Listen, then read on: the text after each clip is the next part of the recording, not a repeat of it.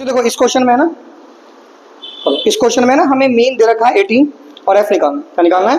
F. इस question में हमें इस वाले एफ को फाइंड आउट करना है और जब एफ पूछेगा तो आपको मीन जरूर देंगे।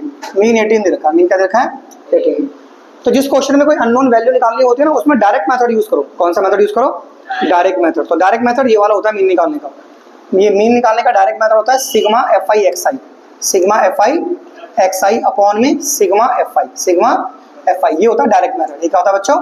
Direct method. ये डायरेक्ट मेथड से मीन निकालो आप, इससे सिंपल हो जाएगा क्वेश्चन। ठीक है, डायरेक्ट मेथड। तो डायरेक्ट मेथड में पहले निकालेंगे क्लास मार्क। क्या निकालेंगे पहले?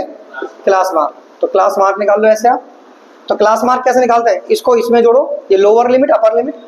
तो 11 में 13 जोड़ा 24 और 24 का आधा हो गया 12। तो 12 लिख दो। अब बार बार नहीं करना, दो दो का डिफरेंस है, दो दो जोड़ते जाओ।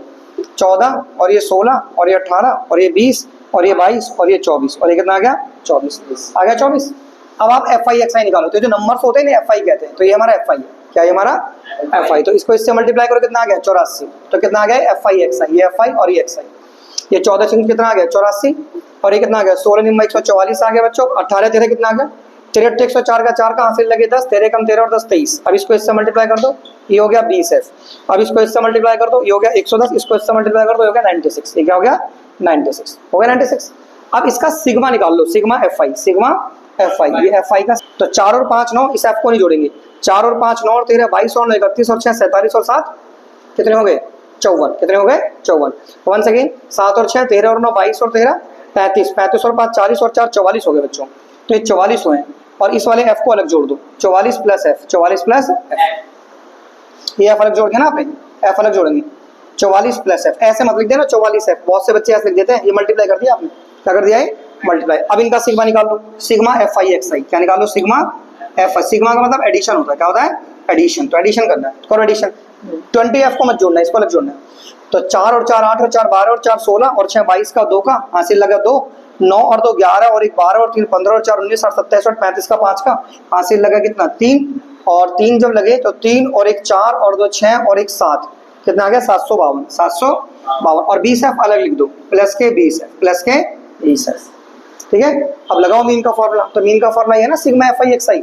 तो लगाया हमने कि मीन का फॉर्मूला है sir sigma F I X I upon में सिग्मा एफ आई।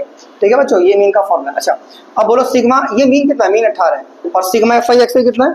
ये 752 प्लस के 20 एफ, प्लस के 20 एफ। और ये कितना है मेरे पास? Sigma F I, sigma F I है 44 प्लस एफ, 44 प्लस। अब इस 18 की मल्टीप्लाई दोनों से कर दो।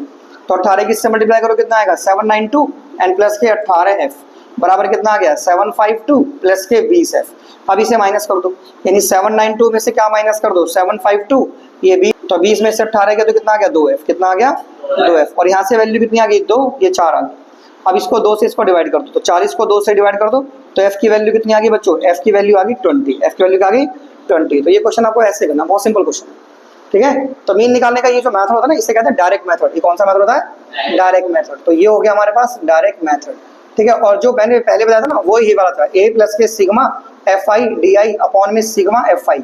ये कौन सा मेथड है? Assume mean method. ये कौन सा मेथड है? Assumed mean method. ये एज्यूम मीन मेथड हो गया आपका मीन निकालने का। ठीक है, और एक मेथड और होता है, वो इससे भी छोटा हो जाता है उससे क्वेश्चन। ए प्लस के सिग्मा, ये तुम्हारे सिलेबस में नहीं है, पहले होता था ये सिग्मा एफ आई और इंटू में एच कहते हैं इसे, इंटू में एच लग जाता है यहाँ पर। इसे कहते हैं स्टेप डेविएशन मेथड। कौन सा मेथड? Step deviation method. तो ये कौन सा मेथड हो गया आपका? Step deviation method. इससे क्वेश्चन और भी फास्ट हो जाता है जल्दी से, बड़ा क्वेश्चन।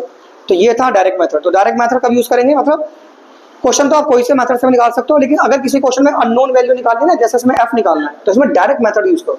क्या यूज करो आप? डायरेक्ट मेथड से कर लो, जल्दी से हो जाएगा। ठीक है, कर लोगे। हाँ, जिस क्वेश्चन में आपको कोई अननोन वैल्यू निकालनी है, जिस वैल्यू को पता ना हो, जैसे एक्स निकालना है, वाई निकालना है, एफ निकालना है, तो उसमें डायरेक्ट मेथड। बाकी सिंपल क्वेश्चन है डिजिट वाले, उसमें एज्यूम मीन मेथड। कौन सा मेथड? Assume mean method. समझ में आ गया? कर लोगे? श्योर हो? चलो नोट करो।